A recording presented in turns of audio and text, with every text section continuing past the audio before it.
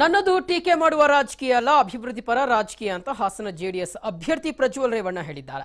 ಹಾಸನದ ಅರಸೀಕೆರೆಯ ಪ್ರಚಾರ ಸಭೆಯಲ್ಲಿ ಮಾತನಾಡಿದಂತ ಪ್ರಜ್ವಲ್, ನಾನು ಯಾರ ಬಗ್ಗೆಯೂ ಟೀಕೆ ಮಾಡೋದಿಲ್ಲ ಅಂತ ಹೇಳಿದರು. ಇನ್ನು ಇದೇ ಸಂದರ್ಭದಲ್ಲಿ ಮಾತನಾಡಿದಂತ ಪ್ರಜ್ವಲ್ ರೇವಣ್ಣರ ತಾಯಿ ಭವಾನಿ ರೇವಣ್ಣ, ಹೆಚ್ಚಿನ ಅಂತರದಲ್ಲಿ ಗೆಲ್ಲಿಸಿಕೊಳ್ಳುವ ಮುಖಾಂತರ ಜಿಲ್ಲೆಯ ಅಭಿವೃದ್ಧಿಗೆ ನಾಂದಿ ಹಾಡೋಣ ಅಂತ ಕರೆ ಕೊಟ್ಟರು.